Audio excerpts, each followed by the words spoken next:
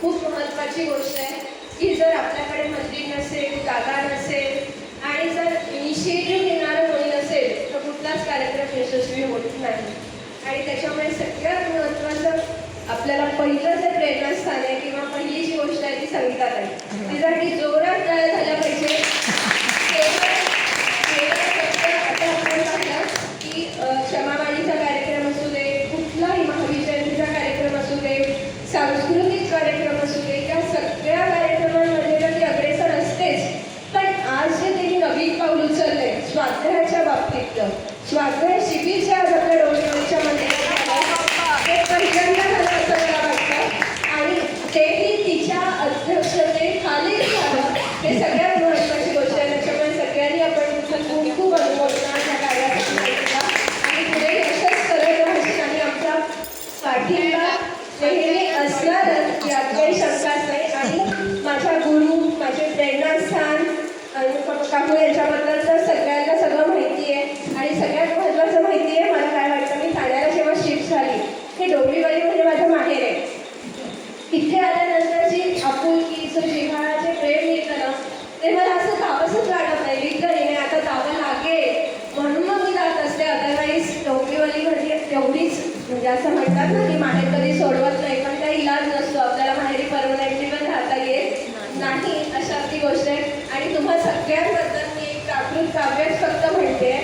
काळीय कव्वस्स नमो काळीय कव्वं च निर्मयं चेन तामं चियपणमामो पडियुनयचे विचानंदी. काय सांगतात की प्राकृत काव्य को नमस्कार हो, जिसके द्वारा प्राकृत काव्य रचा गया है उनको भी नमस्कार हो, तथा जो लोग काव्य को पढ़कर समझते हैं उन सभी को हम प्रणाम करते हैं. बस आप सबकी खूब अनुमोदना कि आप लोगों ने प्राकृत शिविर में हिस्सा लेकर फुल डिवोशन के साथ मतलब पूरा मन लगा के, मैं देख रही थी जब मैं कुछ एक्सप्लेन कर रही थी या ऐसा कुछ कर रही थी, एक का भी कॉन्सेंट्रेशन इधर उधर नहीं था, पूरे कॉन्सेंट्रेशन के साथ. और आपसे भी मुझे बहुत कुछ सीखने को मिला है, इसलिए बहुत बहुत धन्यवाद and thank you to all. त्याचा लाभ मिळाला. जसं डॉक्टर संगीत संगीताने सांभाळले होते म्हणून पण त्यांचं मला माहीत होतं. 2 वर्षापूर्वी मी त्यांना सांगितलं होतं की मला प्राकृत शिकवा, तुम्हाला येते तर त्यांनी मला त्याप्रमाणे ग्रुपमध्ये मेसेज केला, पर्सनल मेसेज केला. पण थोडं माझा डायग्नोस्टिक ट्रीटमेंट चालू होती म्हणून मी पहिला त्यांना रिस्पॉन्स शिबिर देतो. खूपच छान. आणि प्राकृत भाषा याच्यासाठी की खरंच आपली सगळे बोलतो प्राकृत भाषेतच आहे ना. मग आता तेव्हा ती प्राकृत भाषा शिकायला मिळाली, शिकलो आपण तर आपल्याला त्या गाथे या शास्त्रामध्ये ज्या गाथा आहे त्या गाथेचा अर्थ कोणताही आपल्याला समजेल. म्हणून हे खूप खूप चांगलं म्हणजे हा जो उपक्रम आहे हा खूप चांगला आहे. आणि असा समजा उपक्रम चालू ठेवला तर जे भाषा आहे ती नवीन पिढी आहे, नवीन मुलं आहे. सबसे पहले मैं संगीता दीदी के अलावा को भी नहीं जानती और मुझे कुछ भी नहीं आता. लेकिन जो दीदी ने अनुपांति ने जो सिखाया, इतने अच्छे से सिखाया कि ग्लह झाकर मतलब उसी में दिमाग में वही चलता है कि उनका कितना नॉलेज बढ़ा है. तो मैं वो अनुमान दीदी से बोलती हूँ मुझे उनसे बोलो आप सिखाने के लिए.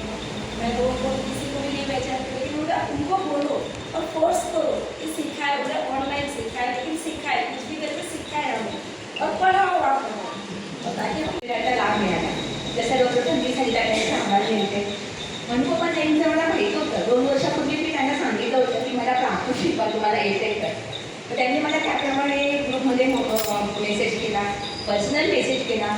पण थोडं माझा डायग्नोस्टिक ट्रीटमेंट चालू होती म्हणून मी पहिला त्यांना रिस्पॉन्स नाही दिला. पण त्यांनी सेकंड याच्यात गुगल फॉर्म पण पाठवून दिला. मग मी फॉर्म भरला. त्यांचं ते मला सर्व माहितीच आहे की त्या किती हुशार आहे, किती नॉलेज आहे किंवा त्यांच्याविषयी बऱ्याच गोष्टी माहिती आहे. बऱ्याच वेळेस चर्चा पण होती आमची त्यांच्याशी. पण मला कौतुक यांचं वाटतं तिथे त्यांचं की खरंच खूपच छान त्यांचं प्रभुत्व आहे.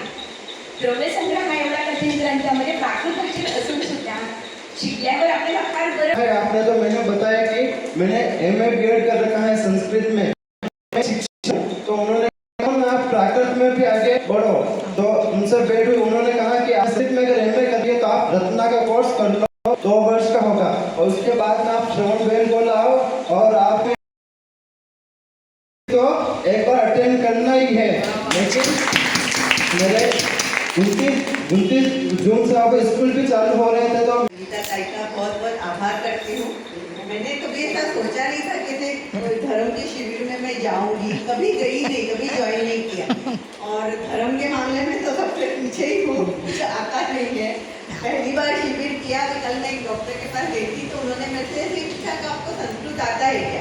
मैं बोली हाँ मुझे संस्कृत आता है। फिर मैंने इतने गर्व से, मुझे ऐसा लगा, मैंने उनको बताया कि अभी तो मैं प्राकृत भाषा और ब्राह्मी लिपि भी सीख रही हूँ। तो मुझे इतनी खुशी हुई कि लोग फ्रेंच भाषा सीखते हैं और कौन सी भाषा सीखते हैं, तो अपन अपने देश की भाषा, जो अपने धर्म की भाषा है वो सीख रहे थे। कल मुझे बहुत खुशी हुई ये बात वहाँ पे उनको बोलकर। याचं सगळं श्रेय मात्र संगीताताईंना आहे.